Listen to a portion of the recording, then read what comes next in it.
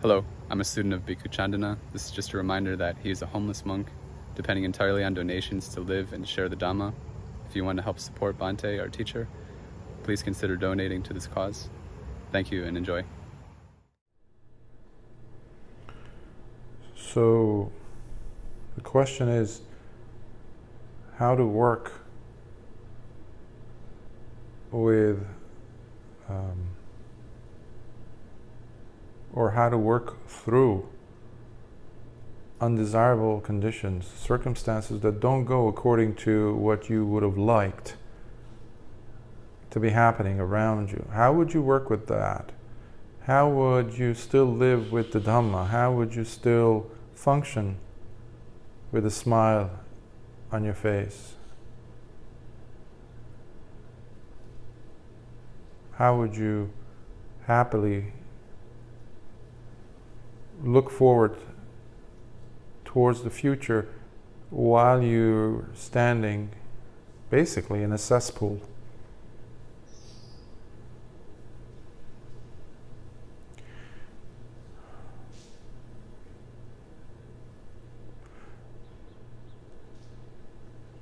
We'll never get things to be exactly like we want them to. Okay? Never. Never, as in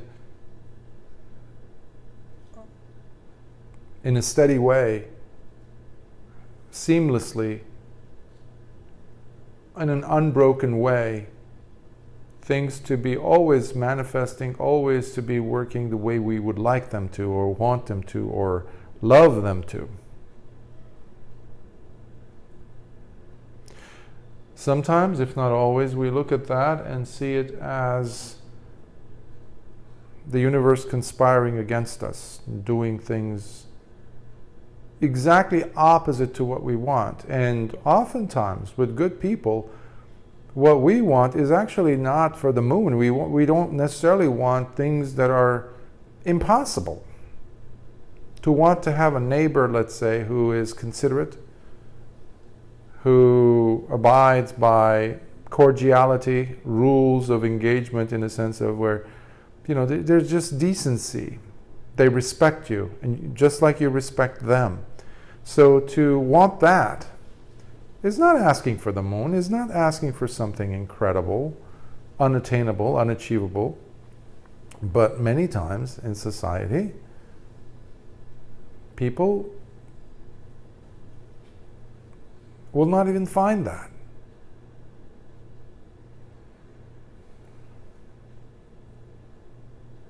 I remember once I was in Kauai, the Garden Island, and we had been coming down from Ke'e Beach, which is a lovely, lovely spot that I had seen years ago, and I went there many years later, and there's a series of small bridges that connect the road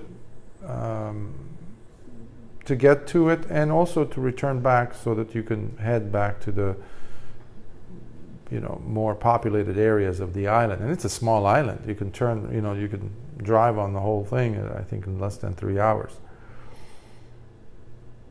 But there are areas where the 2-lane road turns into one, especially on those bridges. So what people do is, you see this in many places, in many countries, especially when there's construction going on the road, where you have a line of cars that stop, waiting for whichever cars that are coming in the opposite direction towards them.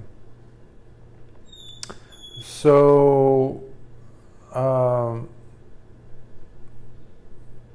didn't see this until the end, and I was like, the cars in front of me passed, and I was behind, and I saw that there was a line of cars that had coagulated up on the hill on their way to come down to where I was. Many of these places, especially that section of the road, was now a one-lane road. So I pulled aside, made room for these other cars that were waiting, who knows for how long, because I just showed up there. So I said, oh, wait a minute, let me pull aside. So the cars in front of me passed and I stopped here. Now, the road suddenly opened up for them, so they started coming down. And there was one driver, I still remember, I'm smiling because I feel good. I feel good because they don't have to wait anymore. They can go on their business, they can go to their home or their wherever they were headed without having to wait. As a courtesy of this person who's impatient and is now on the road. No, I stopped so to make room. And so they were coming down, and this one particular driver, I'm smiling to him. He's now, we're eye to eye, so he's passing me, and he looks at me in such a menacing way. And I think he also said something quite derogatory, maybe even a swear word. So I was on a different level of, feeling so good because they're moving, they're going, they don't have to be stuck in the sun, idling the car, and they're going. But this was not something expected for me. That's why I can still remember it after years. So this man was not the kind of condition that I was kind of hoping for. Yes, I was hoping for people to be smiling back, to be happy that I made this nice gesture, to pull aside to allow them to pass. Now, in life we come across many situations like this, where what you're expecting to happen is not really so much to ask, but you won't be given that courtesy or that gesture, that you won't have a resonant energy coming from the others or the situations. So what do? Usually people will immediately switch gears and match the energy of the person, like that driver passing by. I could have dropped to the opposite, turned 180 degrees in my emotional state to match his energy and give him a mean look at the very least. Or say something equally destructive. But I didn't. It's easy to do it, to match someone's negative energy. But it's also equally easy to match someone's positive energy. That's why if you notice sometimes people are talking and they have a high-pitched voice, or they're saying something and the pitch rises, or it's like a crescendo, and the other person who's responding to them or reacting to their tone is going to match their tonality, their pitch. Next time you speak to someone, see if you could detect that, especially if it's in a cordial environment or even in an upsetting environment. We try to create resonance to match the energy of the other person. So it is the person's choice. It is your choice, therefore, to match that low energy or to hold your position. Aha, this is it. To hold your position. If you're coming from a place of Dhamma, place of truth, place of kindness, place where there's the natural order of things, where you're coming from a place where you want to treat people the way you like to be treated. Nobody wants to be treated in a bad way, including a person who's a mercenary, who's a hired gun, and you're seeing a lot of those people in the world today. Mean people wanting to have their way or the highway.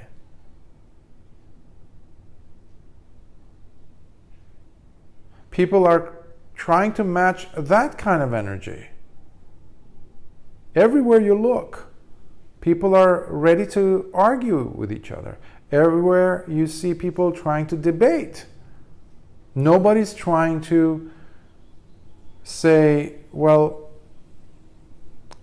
I'm sorry, I like to feel good. So somewhere in our culture, we are being taught, trained, to think that in order for us to feel good, we have to oppose those situations with an equal level of aggression, an equal level of obstinacy, arrogance, conceit. And this is the big one, lies. People are telling lies.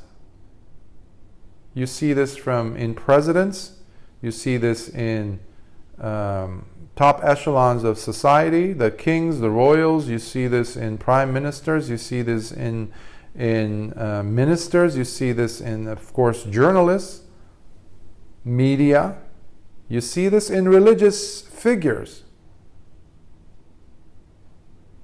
There are lies. Lying has become the norm. Deception has become the norm. Who can outdo each other? So they use language.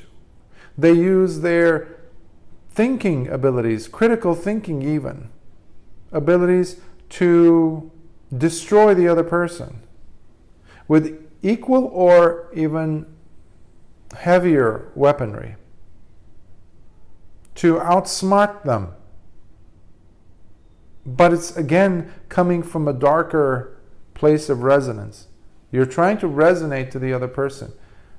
And even if you see someone good, what is happening is, in many cases, you are being taught by our society to not match that positive energy. What? This is just nonsense. This does not support life.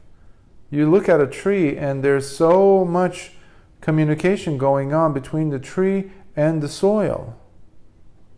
It's amazing how many, depending on the size of the tree, thousands of gallons of water is transported through the root system, through the channel system, within the tree trunk. Xylem and phloem. They transport energy back and forth. That's how the water is able to go all the way to the edge of the tip of a leaflet that is at the far, far, farthest end of a tiny little branch on the tree. If you count the distance, sometimes it's like hundreds of meters away from the root or the surface of the ground. How is this happening? And I haven't even said anything about the gases. The other elements, the carbon, the nitrogen, the hydrogen, the oxygen. There is a harmony there. There's a resonance there, which and that's why plants, our Mother Earth, no matter what happens to this planet, I know there's a lot of talk on nuclear this or World War III. These are things that I'm getting from people concerned. What do you think is going to happen? People's minds and hearts are getting agitated. Please don't match the resonance of these negative energies around you. You have the right, you have absolute 100% control over your decision to match or not match the negativity, the negative conditions. And that's where the question comes in. What do you do with these conditions around you that don't match you? The key thing here, first you need to resonate with yourself. Meaning, let me clarify that, resonate with what it is that makes you truly happy. You need to understand what happiness is. Even the most dirtiest of human beings in the world that you find today, so, let's say one of those big time CEOs of some hedge fund people, who run like 80% of the world's economy, who control pretty much everything we talked about, including governments. They function not from wholesome places, but they're putting out all this stuff out there. Despite all that, they still crave happiness. The people who sell weapons, the people who run the corporations who sell weapons, the people whose income and bread and butter is selling weapons that kill and destroy,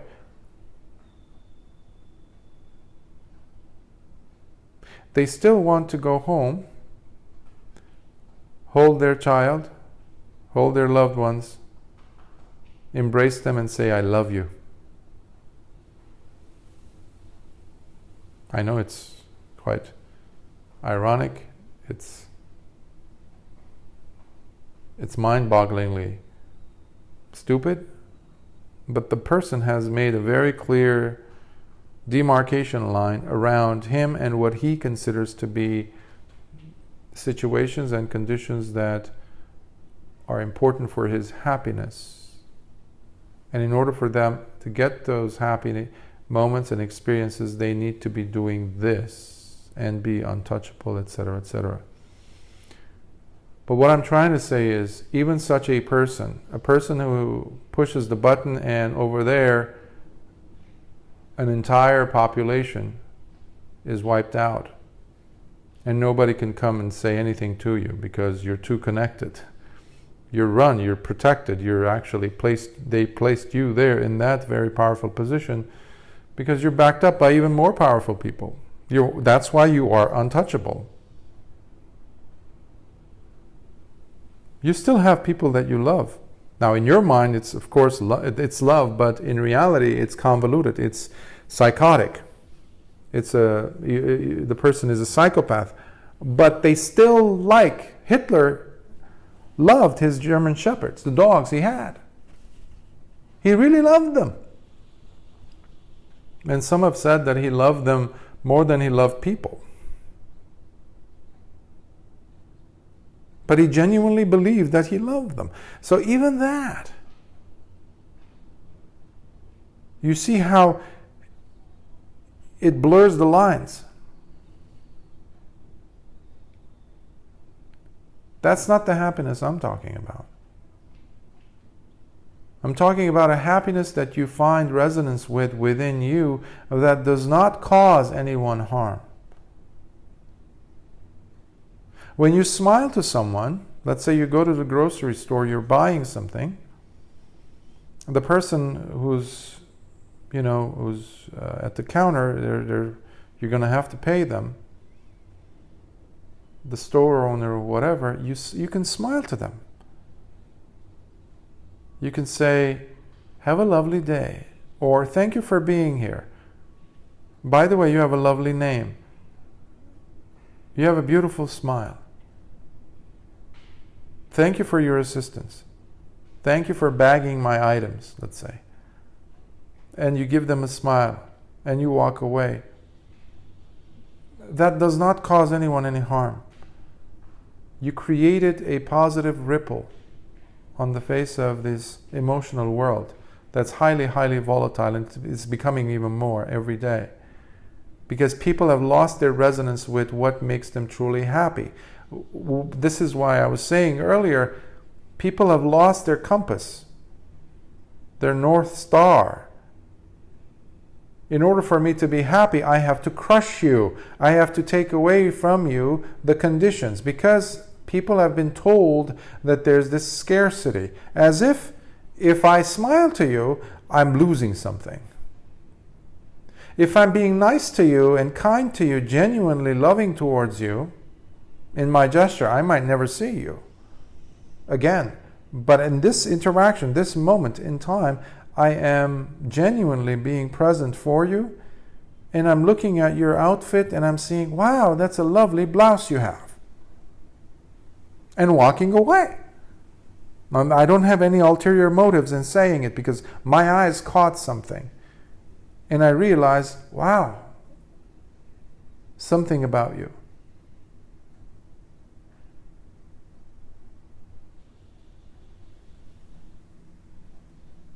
The same thing with money. People think that there's only a certain amount of money in the world. Well, you create money.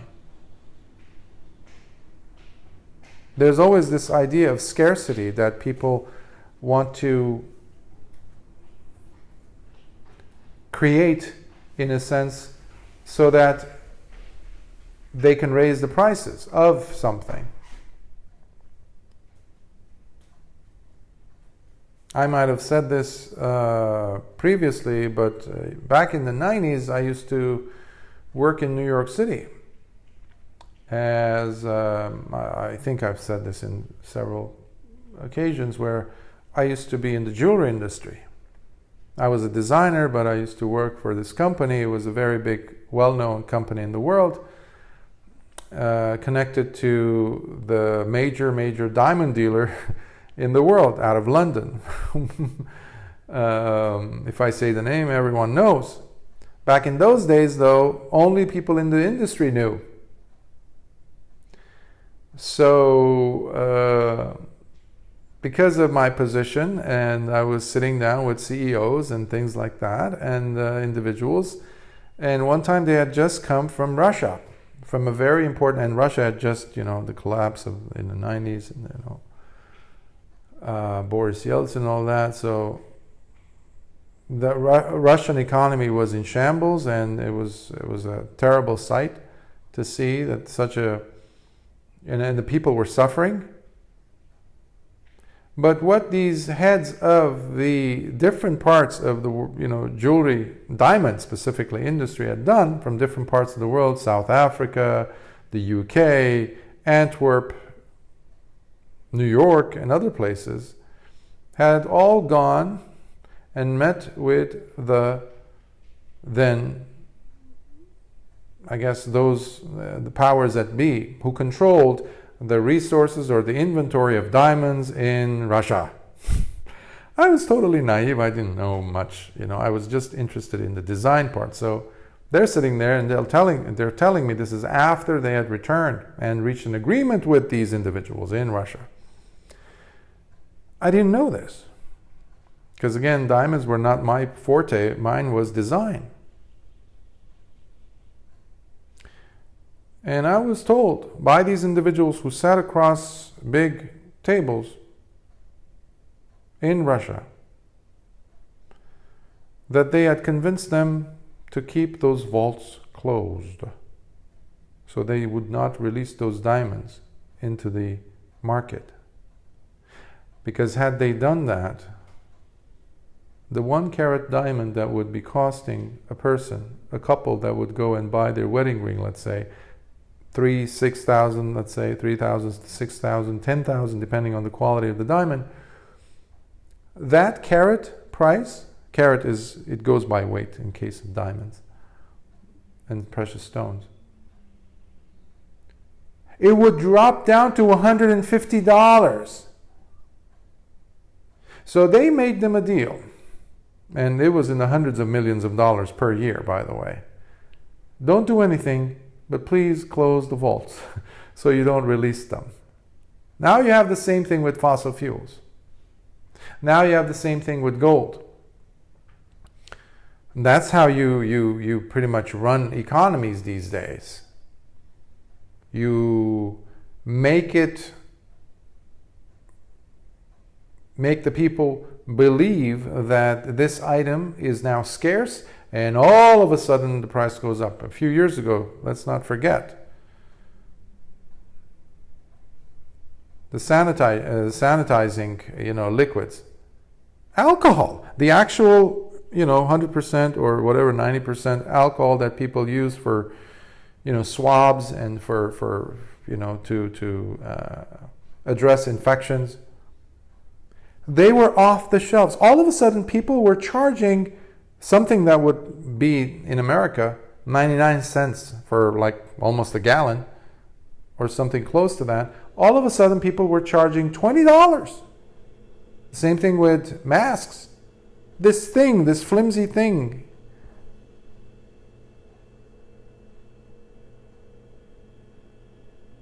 They were charging so much money. I know of someone he had a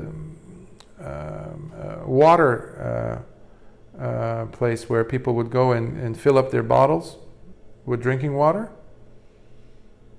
He turns to a customer and he says, "Oh, the price went up."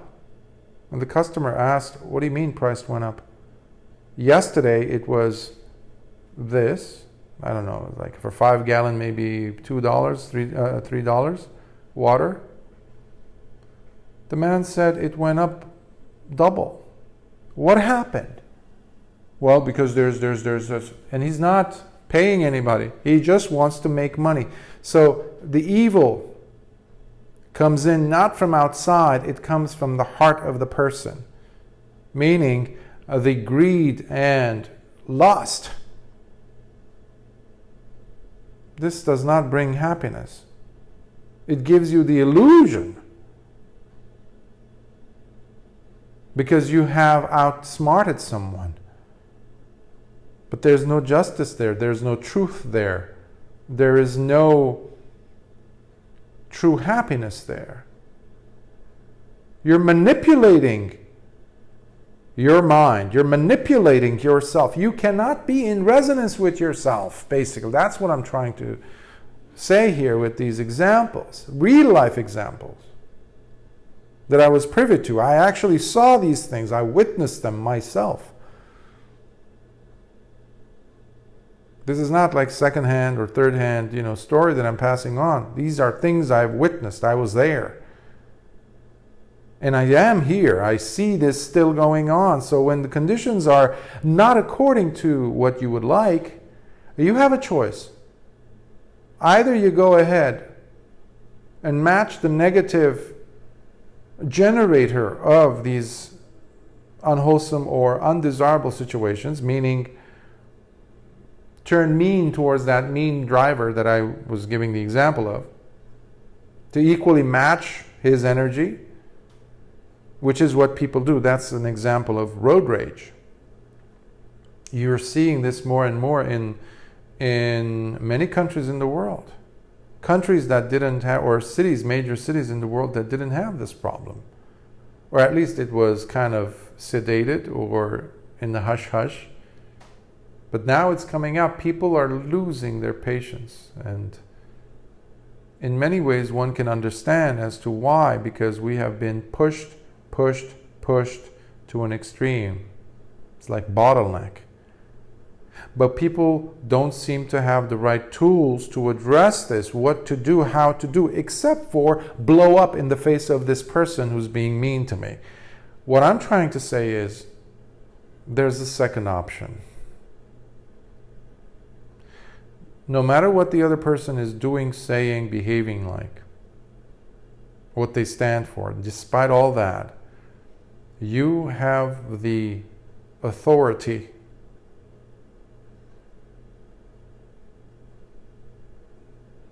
to do otherwise. It's a choice. We don't have any choices, by the way, in life.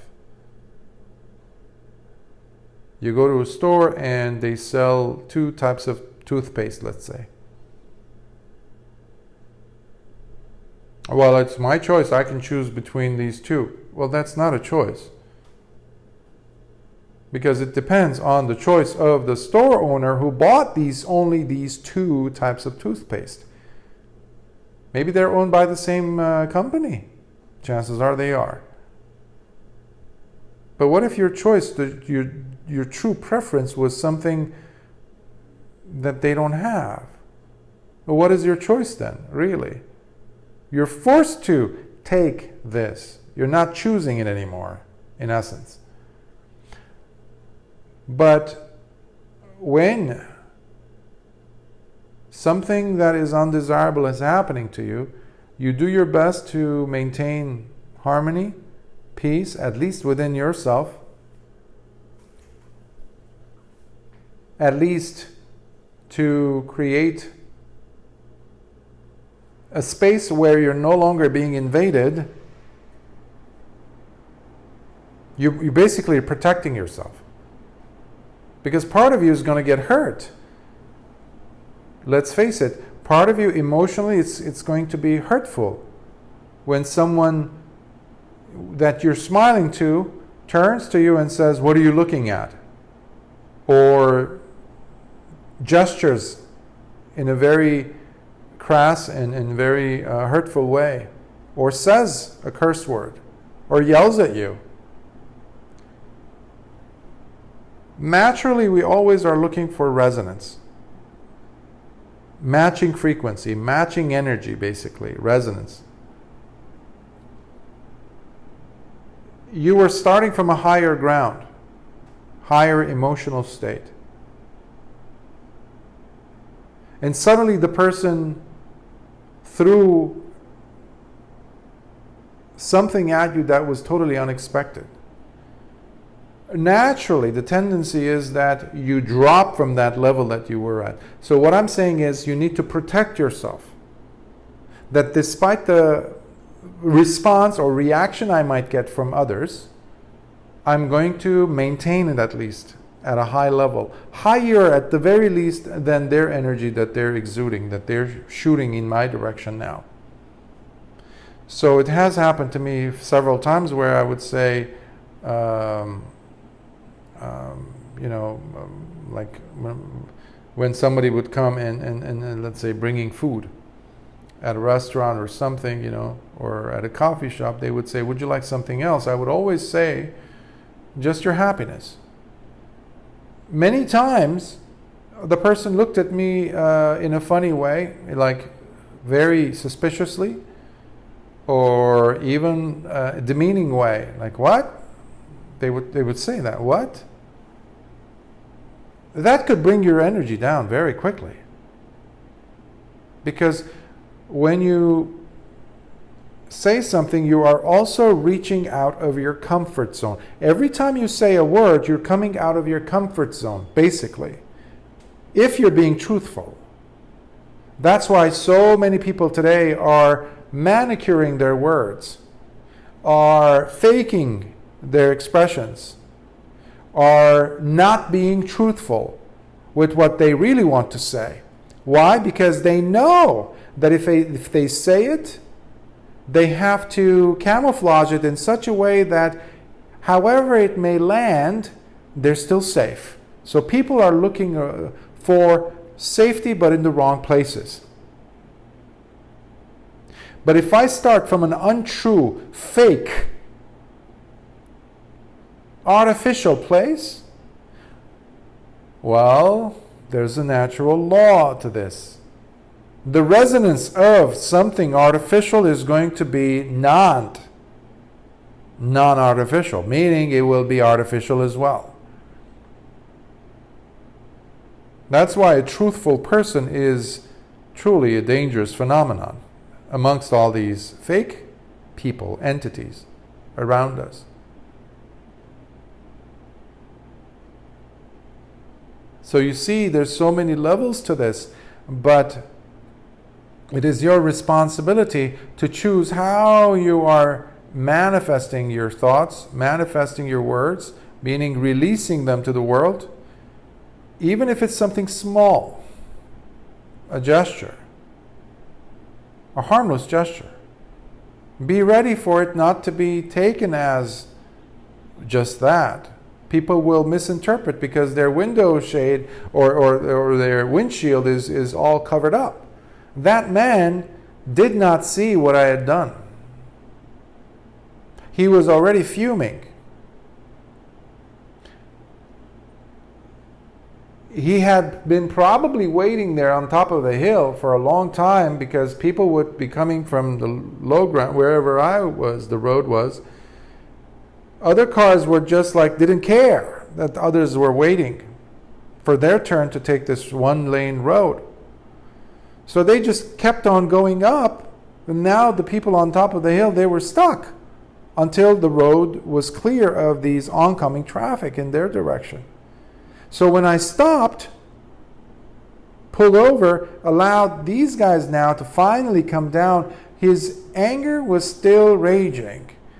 But somebody had to be a recipient of that. He had to deposit that anger somewhere. He had to put that anger and blame onto someone. And that was the only face that he saw on the way down. Despite the fact that I had pulled over and made room, the person's judgment was clouded. And that's what we have. People have a convoluted view of life, of happiness, of love. People don't know love, actually.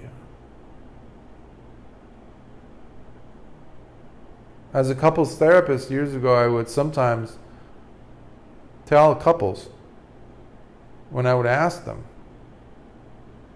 as about love, and they would be shocked when when they would hear me say that oftentimes what we consider to be love between two people is in fact sexual lust. That's what it is. But people convince themselves that this is love. Oh, it changes. No, it's your sexual preference that's changing. Why? Because this person is no longer as healthy, as cute, as attractive, as unreachable as that person over there who is, well, you don't have access to yet. The other one you have, you put them in your pocket. You go home and there they are. But this one over here is like, ooh. And then they convince themselves that, oh, I'm in love now. I found love, or all nonsense. Nonsense. It's just sexual attraction. And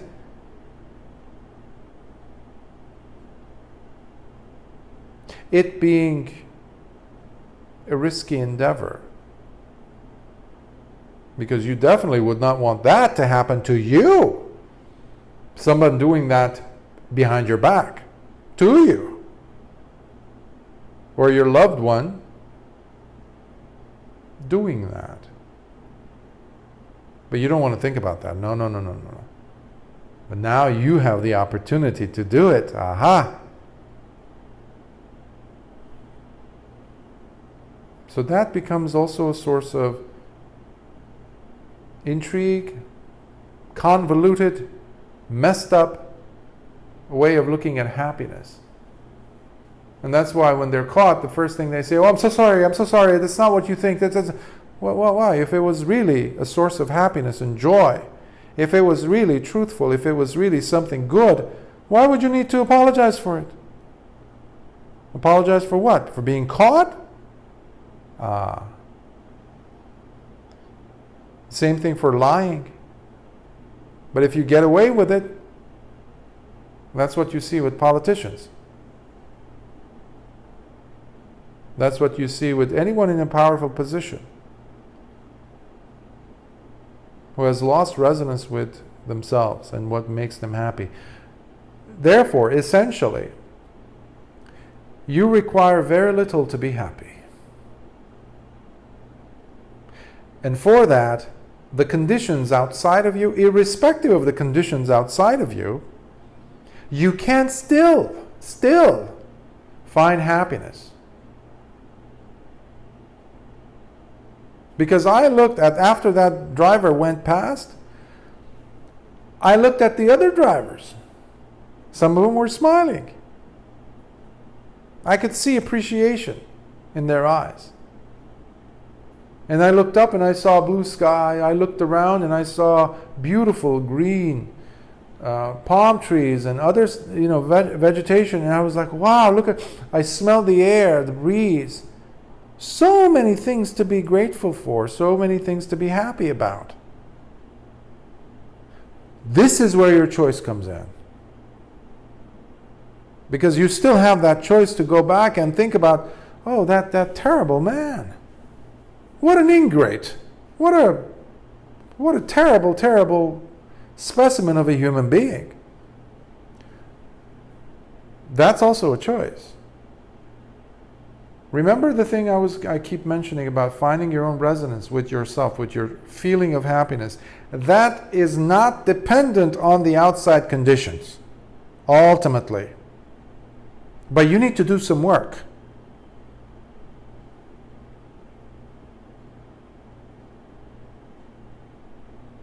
One time my student came and said, Bhante, the lemon that they had cut, it's too dry, so there's not enough juice left in it. These are bad lemons. And I looked, they're not gotten bad. It's just, yes, they are rougher or drier looking. They're definitely not as juicy as some other lemons. And I said, okay, watch me do this. And I squeezed it with more force. Got a fork in there or a spoon, and I really scraped the inside, and while squeezing it from all sides with my other hand. When this person came and said, there's no more juice left, a quarter of a cup of juice came out of it still. This takes work. This takes effort. It takes effort for you not to be stuck on the situations around you, the conditions that are not going according to what you would like. This world right now. There's so many reasons for you to be upset about, and worry about the world going down the tube, going, we're ruined, World War III is happening.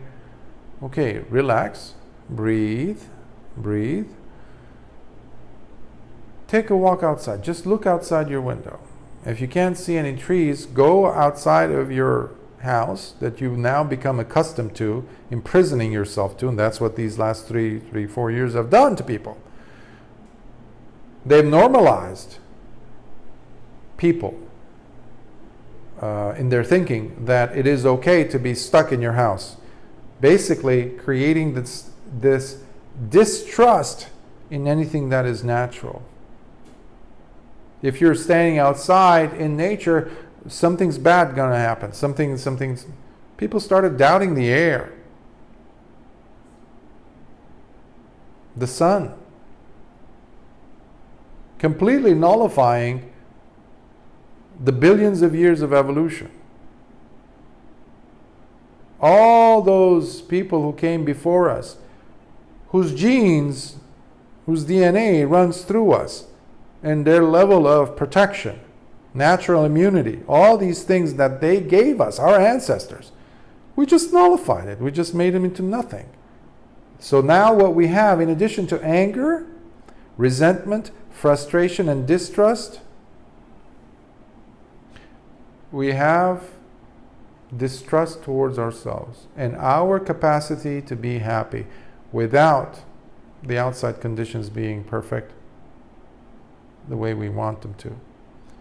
So simple things, fine. Now, if it's a really intolerable situation, I'm not saying go ahead and live with that when you have an option to improve your surroundings, improve your circumstances. Absolutely, there's your choice.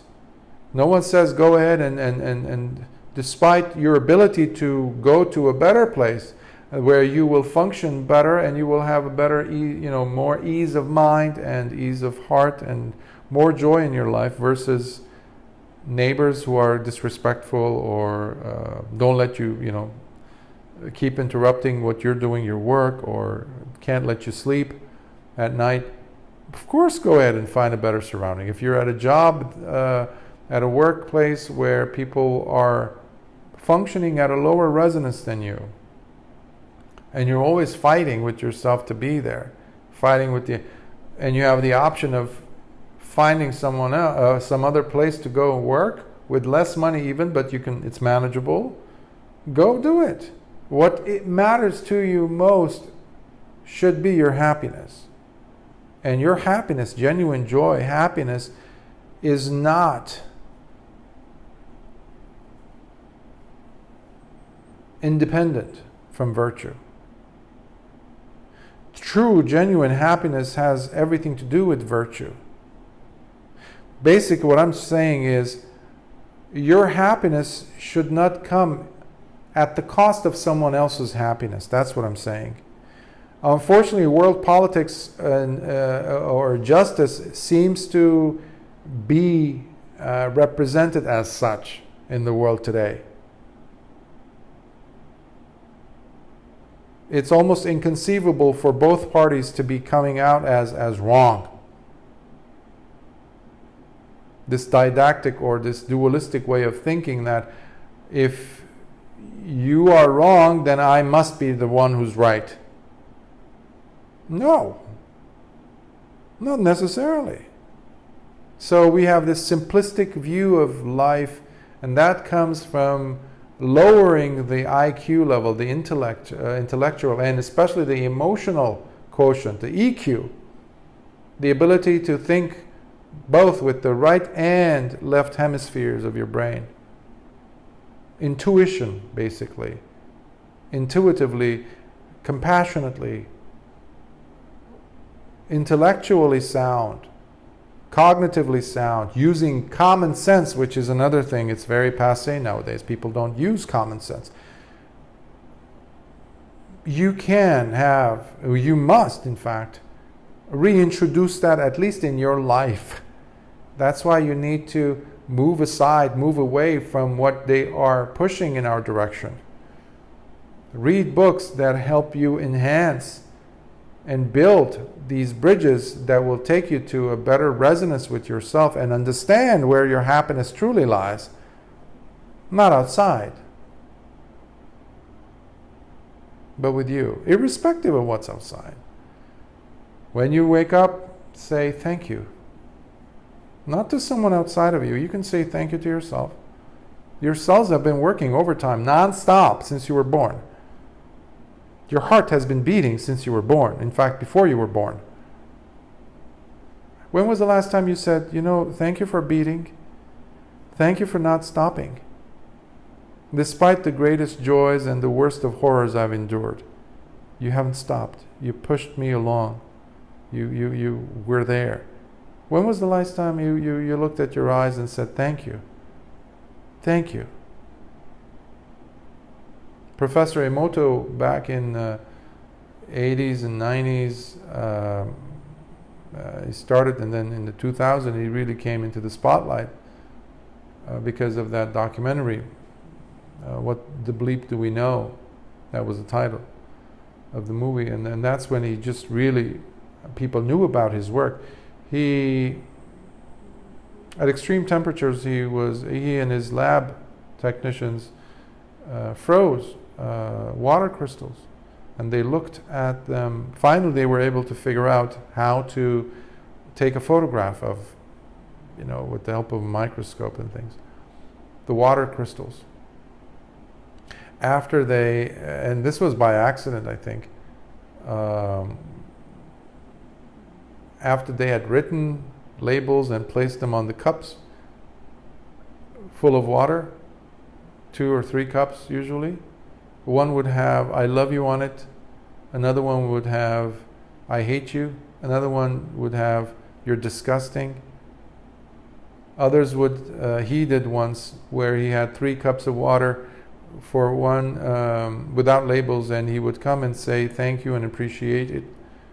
The other cup, he would say something opposite of that, hateful, let's say, or I hate you. And the third cup he completely ignored. They all were from the same place, the same source of water. And then after some time he came back and he said, I think it was rice.